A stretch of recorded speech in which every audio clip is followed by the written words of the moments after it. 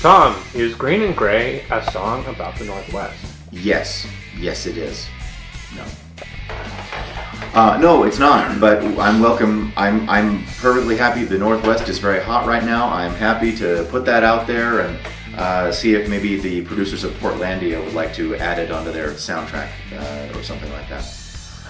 Green and Gray was one of those songs that you hear the cliche about. I dreamed the song, and it came to me when I woke up and I just scribbled it all down. That's true with Green and Gray. I wrote it down. I wrote it down and I sent it off to Matt, and nothing came of it for a long time. And then I think we had a discussion after we played a gig, and we were on the way home and listening to a song from another band, which we shall not name because we don't want to get sued. And Tell me what it was actually. So we said we need to write something that feels like that. So so Matt went away and did another great demo, and I said that's great. It was about, I don't know, 4.5, 5 minutes long, and I said that's great. So that's the first half of the song, and I spent the next year or so trying to convince Matt that the song needed to be big and epic and longer and more stuff. And I spent that year trying to convince him the song needed to be cut. Yeah. That's our relationship in a nutshell right there. No, more, bigger, faster, stronger. Well, let's just forget it. I'm done with it. Yeah. Once Matt has actually created something, that's the peak of the experience for him. Actually having to take that creation and bring it into the world for other people to enjoy is just drudgery. You just hate it. Kind of like my wife getting married. I don't think she enjoyed that very much either. Yeah, but I think. Thankfully, we don't have a video of that. But I think she's much more fond of your son now than you. That's a fair point. Than you are going to be of the record. It's a bad analogy. It's not going to be. She's not going to wait until he's a toddler to go. Oh, you're not so bad. Yeah, that's a bad analogy. You can't think of my son. I just don't really like you anymore. I need some distance from you before I can truly appreciate what you brought to my life. I don't think my wife would approve of that either. No. So Green and Gray turned into this gigantic, epic prog rock song. Sounds nothing like that other song, by the way. I know. So actually, that happens more. Like I said, it's only the unconscious things that end up being all infringing. And I'm really happy with the way it turned out. There were many times on the road to completing that song that it felt like we were going to stumble, and it felt like we were going to get stuck in the mud, and it felt like it wasn't going to happen, but it happened. And there are passages in that song that I think are just amazingly cool. It would have been a little awkward had it not happened, since we had decided to name the album that. Yeah, well, yeah. On the other hand, the album would be 10 minutes shorter. It would. So it would be under an hour. That might be good for any number of reasons.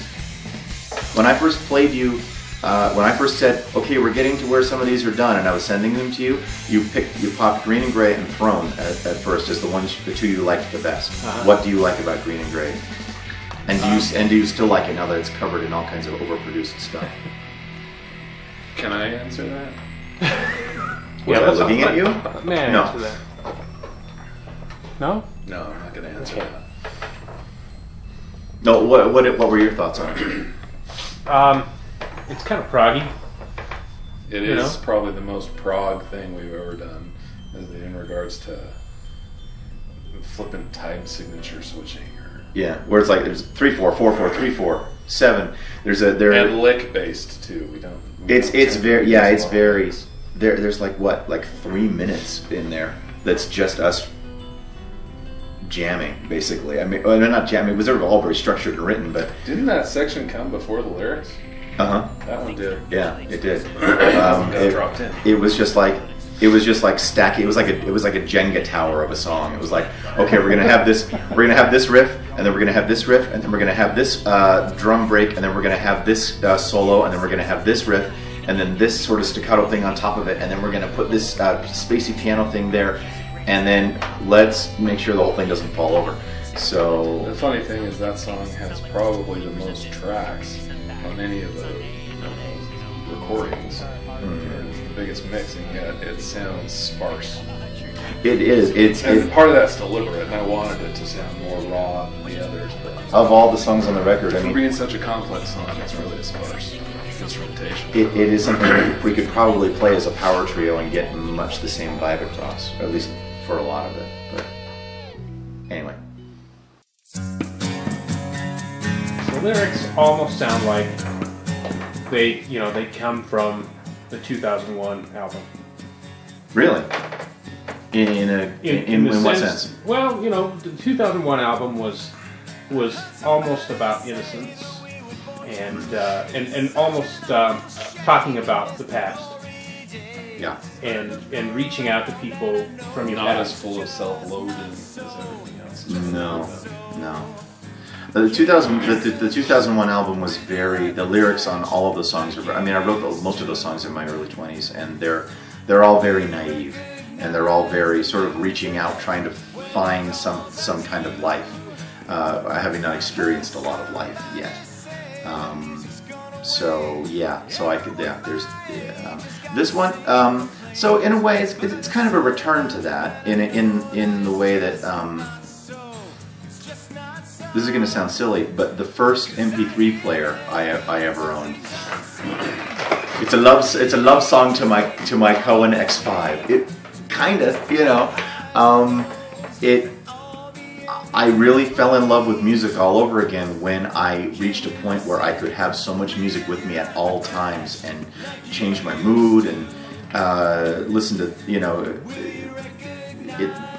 it really was such a revelation for me, the mobilization of music and the personalization of music, and I could have my whole library with me.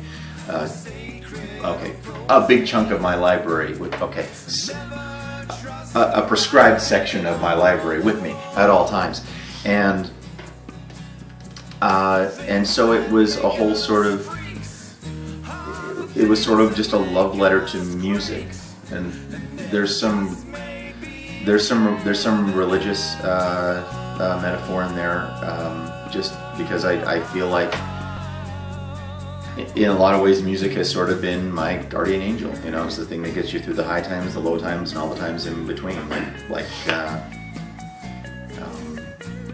Anyway, that was where the lyrics came from. The music came from, I went to see Tommy Shaw and Jack Blades play an acoustic show, and they played a Spirit song called Nature's Way, which was like 2 minutes long, and just this really cool harmonies, this one really cool sort of recurring motif, and it was done. And there's this beautiful thing, and I said, we don't have any songs like that. We really ought to have something very sit around the campfire and sing along kind of songs. We would have let Sunny Day had you not expanded. Yeah, well, now we have 2 songs. Yeah, okay. 2 campfire songs. 2 campfire songs. So this was deliberately designed to be very acoustic and very simple and very rustic in its way. Being lyrically, it brings me back to the teenage days too. I mean, you talk about it with your trying not to use the copyrighted version of it, his MP3 player. It brings me more back to the days of my records and actually putting on an old Alan Parsons, or hearing an Alan Parsons record for the first time, or hearing a record for the first time. The anti-feel, the upside of feel. The upside of feel. Well, I'm trying to get back